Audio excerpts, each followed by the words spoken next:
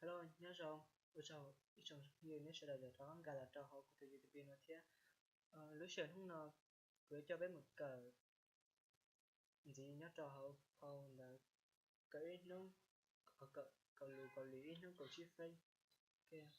Lúc sau là bên cầm một tàu nè. Lúc này là cái cờ thiết bé. Vấn đề của bé yang gà là cờ cho lù. Vấn đề bé chủ cờ do tôi cho lù xe. Như sao nó. Nó nè. Tôi nói về tư hai tiền. Mới là cho lù xe. nó về tức là 남자 친구, 남자 친구, 남자 친구, 남자 친구, 남자 친구. Giờ không nhiều, bây giờ dù bây giờ chính là người trong cái có hiểu được quan niệm về luật hải để có bộ mua từ lúc là sự có bộ mua không nhiều chính là chỉ có thể từ quan niệm tết để mua là chỉ thì chạy từ 남자 친구 mà theo nó chạy năm thông sản năm thông sản năm thông sản năm thông sản nó mà do YouTube bây giờ chính năng này do YouTube cứ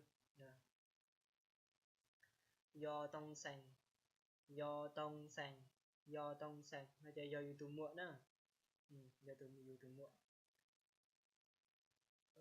아버지 아버지 아버지 아버지 여유지 여유지나 어머니 어머니 어머니 어머니 여유 nghĩa nè rồi trong phần này sẽ đợi chủ cận do của tao cháu lù xe nào mà nên thì giờ mua cho nên thì cho tao cho một hai trò luyện giải nè cái phần cả một trò slide tiếp bên nè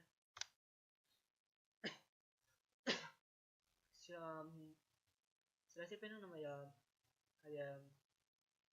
시간이 있어요? 잘 됨. có một 시간, có một 시간. 시간 là nhiều 시간이야. 있어요 là chỉ mua. 시간이 있어요? có một 시간. 시간이 있어요? 시간이 있어요? 시간이 있어요? có một 시간. Đó là lục cầu lì mà lấy mất từ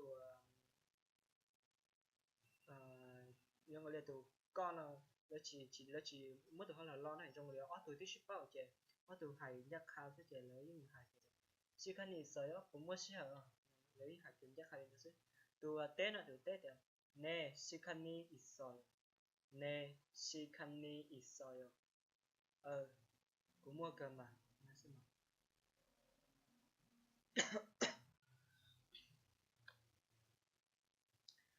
nó mà 돈이 있어요? 돈이 있어요? 돈이 있어요? 돈 nó mà nghĩa đó cũng có bộ mới nghĩa 네 돈이 있어요 네 돈이 있어요 tụi nê nó mà giờ đó nè cũng mua mà mua nhiều mà ok slide thì bé nó người ta nó bé mình cầm cho slide thì blog nói cho giờ tụi có từ 있다 것이 있어요 nó mà xài từ mua nè tụi nó mà thử nên một cộng cho tụi danh từ này nè từ danh từ nó là sẽ cho nhóm blog là sẽ nhóm thái tế là sẽ nhóm sự khó chứ cho ví dụ nên cũng chỉ bảo tụi nói nên hồi trở tới sẽ nhóm bên như sáng nhá là tụi nó hồi danh từ này tụi danh từ nó trong cái tụi danh từ nó giờ nếu mua cho bên đó nhớ hôm nào trở nên chủ muốn được thiết được từ y nó giờ thì người chỉ mua trong tụi nó xứ nó chạy nên muốn từ thiết nó từ ca nó chạy nên mà đi chờ cho nó 있어요 trong cái cho slide nó nè từ mua từ bên đấy nhớ hôm nào chạy nên mất cộng từ ni từ 있어요 thì chỉ mua đó nó chạy nên mất cộng từ ca mà giờ 있어요 nên nhớ tất cả không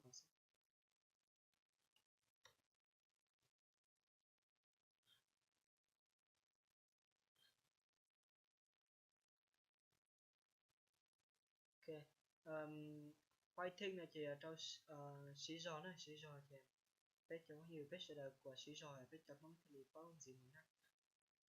Ok ta khá là giờ cho phương diện bỏ tao khi chỉ giờ khá từ lần này tao bắt khi của giờ chắc khi trong gì thế thao phía phương diện họ sẽ được highlight thế sai thế subscribe được của kênh YouTube của sẽ lo nè chào anh nhong